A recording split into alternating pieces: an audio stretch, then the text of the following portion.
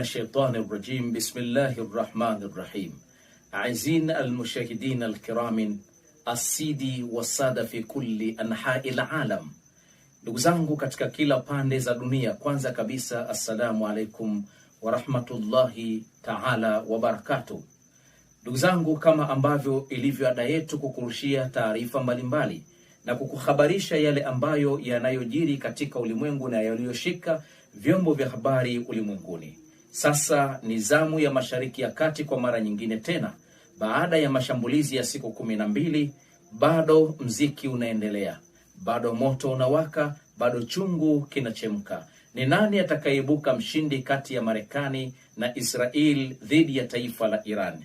Ni nani atakayekwenda kuandika historia ya kuwa superpower in the Middle East kati ya Israel pamoja na Iran?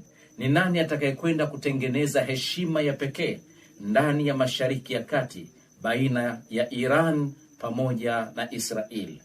Al'an alharbu walaat,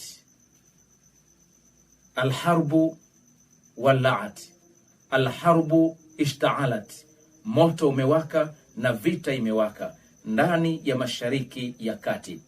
Ni baada tu ya uvamizi uliofanywa na Israel dhidi ya taifa la Iran kwa kuanzia mashambulizi ndani ya taifa la Iran na kupiga sehemu ya makao makuu ya Rais Al-Khomeini nchini Iran, lakini pia kushambulia makao makuu ya usalama nchini Iran pamoja na jengo linalohusika na masuala ya kiintelijensia nchini Iran.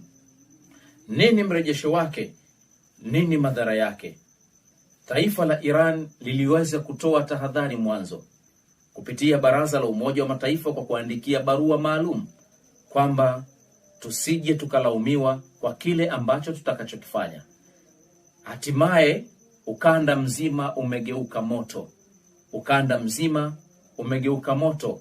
Watoto wanakufa, wazee wanakufa, wanawake wanakufa, vijana wanakufa. Ukanda mzima umewaka baada ya mashambulizi makali kama sehemu ya mrejesho wa kisasi kutoka katika jeshi la Iran kwenda katika mataifa wanachama wa Marekani ambao waliompa nafasi ya kutumia anga lake kufanya mashambulizi ndani ya Iran. Saudi Arabia, kambi ya kijeshi ya Marekani iliyokuwa nchini Saudi Arabia imeshambuliwa.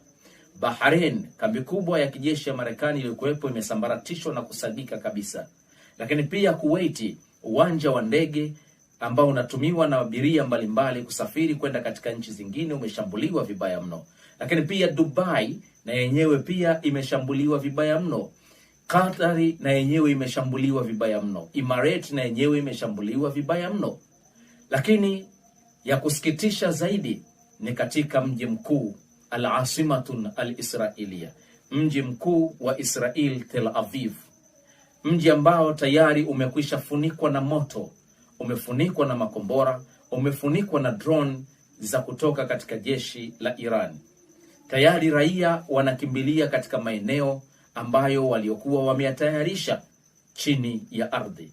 Lakini wakati huo maandamano makubwa yamekuwa yakifanyika nchini Iraq, nchini Israel, kwa kulazimisha kwamba waziri mkuu wa Israel Benjamin Netanyahu aweze kujihuzuru, kwa sababu kupitia yeye wa Israel wamekuwa hawaishi kwa amani. Kupitia yeye wa Israel wamekuwa hawaishi kwa amani. Wamekuwa wanaishi kwa wasiwasi na kutapatapa katika maeneo tofauti kutokana na maslahi ya watu wachache ambao wanaovamia nchi zingine na kuchokoza nchi zingine kwa ajili ya maslahi yao binafsi. Vita hii tulisema kwamba itakuwa ni vita ya ukanda mzima. Lakini wakati huo mashambulizi yamefanywa, mashambulizi makali dhidi ya hamilatu ta'iratun al-amrikia, ya manuari za kijeshi za Marekani zilizokuwepo baharini. Na hatimaye mashambulizi yamekuwa ni makali mno kutoka kwa makombora ya Irani, ndege nyuki, lakini pia mbu ambao waliosambazwa katika pwani ya Irani, jambo ambalo limepelekea baadhi ya meli kuharibiwa vibaya mno na kuripuka kutokana na makombora hayo. Hii ni sehemu ya kisasi ambacho kimefanywa baada tu ya Israel kuanza mashambulizi nchini Iran. Sasa matokeo yake ukanda mzima wa Mashariki ya Kati haukaliki. Ni nani atakayekuwa mbabe katika vita hivi? Ikumbuke kwamba vita hivi vinakuja kutengeneza historia mpya ulimwenguni ya kumtafuta ni nani ambaye atakayekuwa superpower in the Middle East.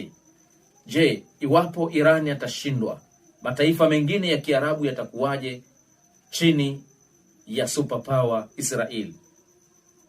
Iwapo Irani atashindwa, ukanda huu utakuwaje? Maslahi ya Mchina pamoja na Mrusi ndani ya Mashariki ya Kati na sasa nchini Iran yatakuwaje? Lakini wakati huo huo, vita hivi vinakuja kutengeneza heshima, vinakuja kutengeneza heshima kubwa ya taifa la Iran iwapo wataibuka washindi ndani ya vita hivi, kutokana na mrejesho wa mashambulizi makali ya Irani dhidi ya mataifa shiriki ya Marekani yanayotoa sapoti kwa Marekani pamoja na Israel. Waziri wa mambo ya ulinzi wa Ujerumani ameiomba serikali ya Iran kuweza kupunguza mashambulizi, aidha kusimamisha. Kwa sababu gani? Kwa sababu hawakutarajia mrejesho wa nguvu zinazotumika ndani ya siku hii ya leo na usiku huu kwamba utakuwepo. Walijua kwamba kwa kuwa wameguswa, mashambulizi na mrejesho unaweza ukawa kama zile siku 12 ambazo zilizopita, lakini wamekuta ni tofauti baada tu ya kuona kwamba Iran anatumia nguvu kubwa sana. Na hivi tunavyoongea tayari kombora la Sijil limekwisha achiwa, linaelekea nchini Israel katika mji wa Tel Aviv. Lakini yako makombora makubwa ambayo yameendelea kutolewa na kuwekwa katika maeneo ya kimkakati, huku taarifa ikitolewa na jeshi la Iran kwenda katika nchi wanachama wa Marekani kwamba msije mkatulaumu. Lakini wakati huo huo, habari ya kushtukiza ni kwamba Iran imetesti kwa mara ya kwanza ndani ya vita hivi kombora la nyuklia. Komboratun an-nawawiyya, kombora la nyuklia. Matokeo yatakuwaje na mwisho utakuwaje? Ni nani atakayekwenda kutengeneza ramani mpya ndani ya Mashariki ya Kati? Ni nani atakayeenda kutekeleza nguvu kubwa na heshima kubwa ndani ya Mashariki ya Kati? Ikumbuke kwamba hakuna vita ambayo Israel amepigana peke yake, wala Marekani amepigana peke yake. Lakini pia wakati huo Israel, je, itakuwa na uwezo wa kuhimili vishindo vya Irani ndani ya wiki moja au wiki mbili? Ikiwa kama wana idadi chache ya askari, lakini pia makombora yao ni ya gharama kubwa. Lakini wakati huo huo, uendeshaji wa vita ni gharama, kiasi kwamba wingi wa makombora alionayo Iran, mvua ya makombora alionayo Iran yatosha kupigana zaidi ya miaka 10. Je, ni nani atakayeibuka mshindi? Mpenzi mfuatiliaji, andika katika comment maoni yako, tutayasoma na ili tuweze kuendelea na makala zetu. Endelea kufuatilia vipindi vyetu, tutakuwa tunakurushia yale ambayo matukio yote ambayo yanayoendelea kwa kupitia channel yetu hii.